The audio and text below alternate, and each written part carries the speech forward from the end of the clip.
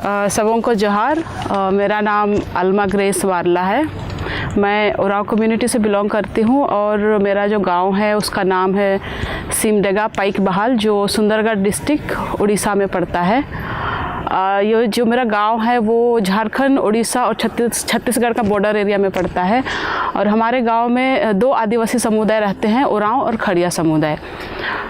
मेरी पढ़ाई एक्चुअली मैं ग्रेजुएशन आर्ट्स में ग्रेजुएट हूँ और उसके बाद में मैंने 2 साल का जर्नलिज्म में पीजी डिप्लोमा की है। उसके बाद सोशियोलॉजी में एमए की हूँ।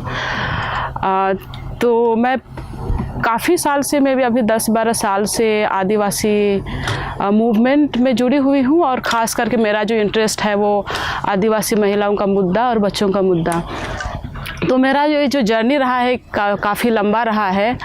बहुत सारे हमारे आदिवासी यूथ लोगों के जैसे मेरा भी मतलब पढ़ने के बाद में कुछ आगे क्या करूँगी मुझे कोई आइडिया नहीं था।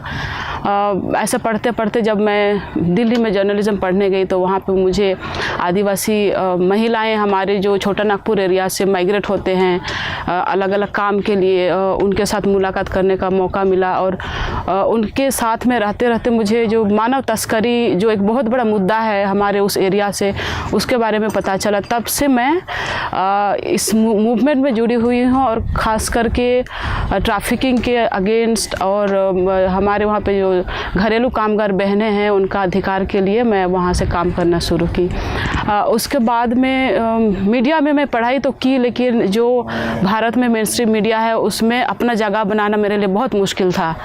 और एक काफ़ी लंबा स्ट्रगल के बाद में मैंने ये रियलाइज़ किया कि मुझ में, मेरे अंदर में हुनर है, कैपेबिलिटी है। और ये भी पता था कि मेनस्ट्रीम सोसाइटी या तो मेनस्ट्रीम मीडिया में मुझे जगह नहीं मिलेगा। तो मेरा जो स्ट्रगल रहा है छोटे से ही, ख़ास करके अपना आदिवासी आइडेंटिटी को लेकर के, वो मुझे धीरे धीरे बहुत स्ट्रॉन्ग एक पर्सनालिटी बनाते गया। तो ना मैं अपने लिए एक स्पेस क्रिएट करी और देखी कि जो आदिवासी समाज या आदिवासी इतिहास है उसमें बहुत सारी चीज़ जो अलिखित है वो कहीं पे इतिहास में, भारत का जो इतिहास है उसमें दिखाई नहीं देता है। तो मैं ना महिलाओं का क्या रोल रहा है मूवमेंट में, या तो इस भारत देश को बनाने में क्या रोल रहा है, उसमें मैं रिसर्च करने लगी, पढ़ाई करने लगी। और इसको लेकर के मैंने एक किताब लिखा है जो शुरू में इंग्लिश में छपा, उसका नाम है इंडिजिनस हीरोइन। उसका हिंदी अनुवाद है आदिवासी वीरांगनाएं। तो उसमें मैं ये दिखाने के लिए कोशिश की हूँ कि भारत का अलग अलग एरिया में आदिवासी मूवमेंट तो हुआ, महिलाएं थे, उसका यहाँ वहाँ जिक्र है पर लिखित में कहीं नहीं मिलता है। तो ये बहुत इंटरेस्टिंग काम मतलब पता चला। और ब्रिटिश रूल से पहले का इतिहास जहाँ पे भी छोटा छोटा हमको इन्फॉर्मेशन मिला, चाहे वो ओरल हो या लिखित हो, मैंने उसको संकलित करके ये किताब निकाला। ये कम से कम मुझे 2 साल लगा ये काम करने के लिए। और उसमें पूरे इंडिया का मैंने पिक्चर देने के लिए कोशिश किया, south, north, western region, eastern region, even north east भी मैंने इंक्लूड किया। और इसमें 14 महिलाओं का जीवन कहानी है। और इसमें मैंने ये भी दिखाने के लिए कोशिश की है कि कैसे आदिवासी महिलाओं के अंदर में जो लीडरशिप क्वालिटी है अंदर में ही भरा हुआ है और वो जेनरेशन से जेनरेशन चलते आ रहा है। इसलिए इस किताब में आपको 3 जेनरेशन का लीडरशिप देखने को मिलेगा। तो इसके द्वारा मैं पूरे भारत को नहीं, लेकिन देश विदेश में भी ये चीज़ मैं फैलाना चाह रही थी कि आदिवासी महिलाएं भारत को बनाने में उनका क्या योगदान रहा है ना। एक्चुअली जब मैं वो पहला किताब लिख रही थी तो मेरे पास 30 आदिवासी महिलाओं का लिस्ट था। पर ना कभी कभार ऐसे होता है कि जब हम जिस पब्लिशर के साथ काम करते हैं उनका एक अपना क्राइटेरिया रहता है, उनका अपना एक प्रोसेस रहता है। तो बहुत सारे महिला लीडर लोगों का ना नाम निकाल दिया गया था। और काफ़ी सारा चीज़ जब हम पब्लिशर के साथ काम करते हैं तो बहुत सारी चीज़ कॉम्प्रोमाइज़ करना पड़ता है ना। तो जैसे ऐसे इशू है उस कहानी के दौरान जहाँ पे हम लोग गवर्नमेंट को क्रिटिसाइज करते हैं, तो वो लोग ना रिस्क नहीं लेना चाहता है, खास करके पब्लिशर। हम गवर्नमेंट को क्रिटिसाइज नहीं कर सकते, आर्मी को क्रिटिसाइज नहीं कर सकते, पुलिस को। हालांकि आदिवासी महिलाओं के साथ में जो हो रहा है उसमें पुलिस, सीआरपीएफ का जो रोल रहा है वो सब मैं ओपनली लिखी थी, लेकिन उसको ना पब्लिशर ने निकाल दिया था। तो आप ऐसा, तो इसलिए मैं अभी उसका 2nd वॉल्यूम में काम कर रही हूँ और मैं उसको अपने तरीके से पब्लिश करने का सोच रही हूँ। वही होना चाहिए। yes. क्योंकि जब तक आप अपनी आवाज़ को स्वतंत्र रूप से नहीं रखेगी, हाँ, तब तक तो काट छांट वाला ही साहित्य हमारे सामने आएगा ना। मैं एक गांव से आती हूँ। अब गांव में एजुकेशन सिस्टम कैसा है, वहाँ का क्वालिटी ऑफ एजुकेशन जैसा है, बहुत मुश्किल होता है ना हम लोगों को इस लेवल तक आने तक। लेकिन पता नहीं वो जर्नी के थ्रू, स्ट्रगल के थ्रू में कहीं ना कहीं मैंने अपना वो जो छोटा सा हुनर था उसको मैंने डेवलप किया, और जहाँ जहाँ पे अपॉर्चुनिटी मिला तो मैं उसका पूरा फ़ायदा उठाया, और मैंने कोशिश भी किया और बहुत हार्ड वर्क भी किया है, बहुत इजी नहीं रहा है। तो जब हम लिखना शुरू करते हैं तो क्योंकि हमारे अंदर से आता है ना, और वो नॉलेज है हम में, पर हम कॉन्फिडेंस नहीं है कि उसको कैसे लिखा जाए। जब तक पेन और पेपर नहीं उठाएंगे, जब तक उसको हम लिखित में नहीं रखेंगे, ज़बरदस्ती अपने फोर्स नहीं करेंगे अपने आप को, तो नहीं आएगा। तो एक चीज़ मैं अभी क्या कि रिसेंटली मैं उड़ीसा में एक वर्कशॉप रखी थी राइटिंग स्किल के ऊपर। उसमें हम यूथ लोगों को बुलाया था जो कि कॉलेज स्टूडेंट्स हैं, जो कम्युनिटी लेवल में काम कर रहे हैं, अलग अलग लेवल का, करीब 10-15 थे। उसमें ज़्यादा तो नहीं थे, हम छोटे पैमाने पर किया था। तो ना मैं उनका राइटिंग स्किल, थॉट स्किल को मैं टेस्ट करना चाह रही थी। और जैसे हम लोग को जर्नलिज्म में सिखाया जाता है कि कैसे शॉर्ट प्रेस नोट लिखना है, जो शॉर्ट न्यूज़ कैसे लिखना है। तो जब मैं टेस्ट कर रही थी ना, तो 15 में से 10 जन का पूरा राइटिंग स्किल मुझे दिखाई दिया, पर वो लोग कभी अपने आप को मतलब सोचा नहीं कि मैं लिख सकता हूँ या लिख सकती हूँ ना। तो ऐसे मैं देखी हूँ कि हुनर है यूथ में, और मैं उनको ये सजेशन देती हूँ कि अपना पढ़ने के बाद में सिर्फ गवर्नमेंट नौकरी या तो कोई कंपनी में घुसने का मत सोचिए। हमारे आदिवासी समाज में इतने रिसोर्सेस है, इतने नॉलेज है कि हम लोग रिसर्च, डॉक्यूमेंटेशन, मीडिया, अभी मॉडर्न मीडिया, ये सारा यूज़ करके हम अपना ही करियर बना सकते हैं। तो ये क्या है कि खास करके जिनमें ये गुण है थोड़ा बहुत, उनका हम लोग को बस गाइड करना है, उनको एनकरेज करना है, और लिख सकते हैं हमारे लोग। ये लिखने का आपको कहाँ से प्रेरणा मिली? इस तरह का काम करेंगे या इस तरह का काम होना चाहिए, ये कहाँ से आपको ये थॉट कहाँ से आया था? कोई था, किसी ने कहा था क्या? नहीं, ये बहुत इंटरेस्टिंग बात है। मुझे ना अभी किताब पब्लिश करने के बाद में बहुत सारे लोग ऐसे पूछते हैं कि क्या आप लिटरेचर बैकग्राउंड से हैं, क्या आप इंग्लिश में लिटरेचर स्टडी किए हैं, या ना क्या आप जर्नलिस्ट हैं। तो वो लोग इस तरह के क्वेश्चन पूछते हैं कि कुछ लोग लिखने को एक करियर बना देता है ना, तो उनका शुरू से लिखने का स्किल होता है, पोएम लिखते हैं, स्टोरी लिखते हैं। मेरा ऐसे कभी कुछ नहीं रहा है। मैं कभी सोची भी नहीं थी कि मैं एक लेखिका बनूंगी या मैं लिख सकती हूँ। और मेरी जो पढ़ाई, मेरा इतना अच्छा मेरा पढ़ाई नहीं था, मैं बहुत कमज़ोर थी। और अब मैं बताऊंगी ना, मैं 10th में फ़ेल हुई थी, क्योंकि ना मैं गवर्नमेंट स्कूल में पढ़ी हूँ और मुझे बहुत ज़्यादा पढ़ने लिखने में ये रुचि भी नहीं था। तो वो कुछ दोस्तों ने मुझे इनकरेजमेंट किया था, और ग्रेजुएशन के बाद भी मैं इंग्लिश भी नहीं बोल पाती थी, एक शब्द भी नहीं, एक लाइन भी नहीं। और उड़ीसा में हम लोगों को ना हिंदी का भी प्रॉब्लम होता है, हिंदी और इंग्लिश दोनों इशू ना। इवन उड़िया, क्योंकि हम आदिवासी हैं तो उड़िया भी हमारे लिए एक फॉरेन लैंग्वेज है। तो उड़िया हो गया, इंग्लिश, हिंदी, तीनों के तीनों हमारे लिए फॉरेन लैंग्वेज है। पर एटलीस्ट मैंने पिकअप किया जो कम्युनिकेबल हो, जो एटलीस्ट मैं बात कर सकती हूँ ना। तो जर्नलिज्म में इसलिए चुना कि ग्रेजुएशन के बाद में मुझे ऐसा लगा कि मुझे ना कुछ अलग करना चाहिए। यूजुअली ग्रेजुएशन के बाद में लोग पीजी के लिए चले जाते हैं। तो मैं अपने एक मामा है, उनसे अपना कैरियर गाइडेंस के लिए थोड़ा पूछी, तो बोले कि उस टाइम में एक जर्नलिज्म नया चीज़ आ रहा था, और क्या बोलते हैं, सोशल वर्क।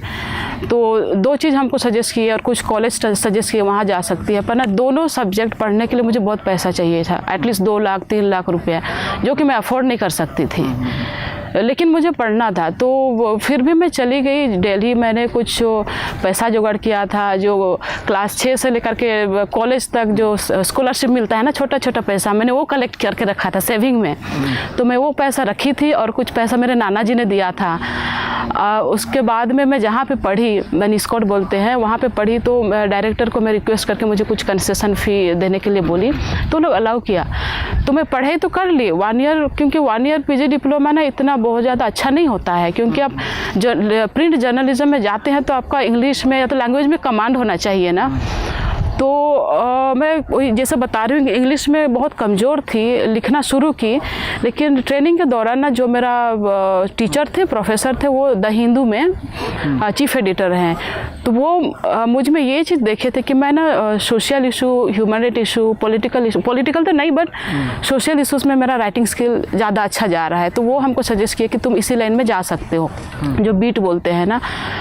तब इंटर्नशिप के रूप में मैंने एक मैगज़ीन में काम किया। मैं लिखना शुरू की, लेकिन मुझे बहुत हेल्प लेना पड़ता था इंग्लिश को लेकर के ना। और लिखते लिखते कुछ हद तक तो शेप हुआ था। फिर बाद में मैं गांव वापस चली गई थी। फिर मेरा लैंग्वेज फिर से डाउन हो गया, क्योंकि गांव में जाते हैं तो हम दुनिया से फिर अलग हो जाते हैं ना, कम्युनिकेशन बंद हो जाता है। तो मेरा ना राइटिंग स्किल एकदम डाउन हो गया था। मैं अपना कॉन्फिडेंस भी लूज़ कर चुकी थी। तो फिर से मीडिया फील्ड में वापस जाना बहुत मुश्किल था। पर जैसे मैं शुरू में आपको बताई, ट्रैफिकिंग और डोमेस्टिक वर्कर्स के इशू से जुड़ी हुई थी, तो मैं फिर से दिल्ली वापस गई और एनजीओ में मैं कम्युनिकेशन डिपार्टमेंट में मैं काम करना शुरू की, जो कि उनका मंथली जर्नल या तो छोटा छोटा मैगजीन्स निकलता है, उसमें लिखना शुरू की, रिपोर्ट वगैरह बनाना ना। तो उस टाइप का करते करते लिखते मेरा स्किल इम्प्रूव हुआ है। तो कब इंग्लिश मतलब टूटी फूटी इंग्लिश से कब मेरी इंग्लिश रिफाइन हो गया ना, वो मुझे पता नहीं चला। तो खैर मतलब लिखते रहना है ना, तो उसी में शार्पनेस एक आता है और एक सोच में भी मेरा ये एक्सपीरियंस रहा है। तो आप नई जनरेशन को क्या कुछ संदेश देना चाहती है? मैं तो नई जनरेशन को ऐसे ही बोलूँगी ना, जैसे पहले ये मैं बोल चुकी कि अपने अंदर का हुनर जो है उसको ढूंढ के निकालिए, चाहे वो छोटा सा ही हो, आप उसको डेवलप कर सकते हैं। क्योंकि हर इंसान में कुछ ना कुछ हुनर है जो कि दूसरे इंसान से उससे अलग होगा। आप उसमें वर्कआउट कीजिए, हार्डवर्क कीजिए। ये मेरा किताब लिखना इतना इजी काम नहीं था। मैंने दिन भर रात भर, कभी कभी रात को मैं बैठती थी, क्योंकि एक बार जो फ्लो आ जाता है ना, तो कब सुबह शाम हो जाता है पता नहीं चलता है। तो इतना तो हार्डवर्क करना पड़ेगा। और यूथ आज के ज़माने में देश में जैसे मतलब माहौल है, आप सरकारी नौकरी या तो कॉरपोरेट जॉब में अगर सिर्फ उसी में डिपेंड रहेंगे ना, तो आपका पढ़ाई का कुछ मूल्य नहीं रहेगा। तो अपने ही यूथ लोगों को मेरा यही सजेशन रहेगा कि आप अपने हुनर को खुद खोज के निकालिए, उसको डेवलप कीजिए। बहुत सारे लोग हैं, हमारे आदिवासी लोग, दूसरे लोग, अच्छे लोग हैं जो लोग आपको हेल्प कर सकता है। तो यही मेरा मैसेज रहेगा। आप अपने लिए क्या सपना देखती हो?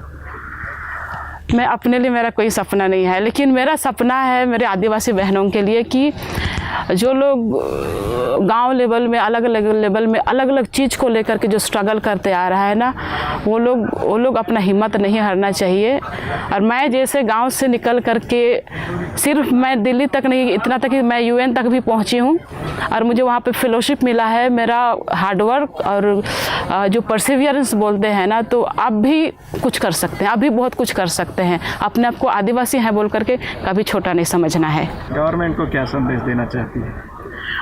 जिस तरीके की समस्याएं देश भर में चल रही है और ज़्यादातर महिलाओं के ऊपर, ज़्यादातर आदिवासी महिलाओं के ऊपर जो शोषण हो रहा है हर तरीके का, उसमें स्टेट भी शामिल है, तो आप गवर्नमेंट को क्या संदेश देना चाहती हैं? सबसे पहले तो मैं एक चीज़ पे यहाँ पे जोर डालना चाहूँ कि आदिवासी महिलाओं को लेकर के जो स्टेरियोटाइप है, एक इमेज है समाज का, बाहरी समाज का, वो बहुत गलत है। लोग हमको अपना चेहरा, अपना रंग, हम कहाँ से आते हैं, किस एरिया से आते हैं, क्या भाषा बोलती हैं, कैसे हम लोग का व्यवहार है, कैसे हमारा खान पान है, वो देख करके एक आदमी को परखता है। लेकिन आदिवासी ऐसा नहीं है। तो जब गवर्नमेंट तरफ से या दूसरे तरफ से जो स्ट्रगल हम लोगों के ऊपर आता है आदिवासी महिलाओं पर, वो एक स्टेरियोटाइप के द्वारा आता है। क्योंकि आदिवासी महिलाएं कमज़ोर हैं, इनका आवाज़ नहीं है, तो कोई भी प्रकार का फोर्स या तो वायलेंस जो इसको बोला जाता है वो करते हैं। मैं गवर्नमेंट को ये बोलना चाहूँगी कि आदिवासी महिलाओं को इज्जत करना सीखिए। आपके जो सरकारी कर्मचारी हैं, जो ग्राम लेवल में काम कर रहे हैं, उनको समझना होगा कि हम भी मनुष्य हैं।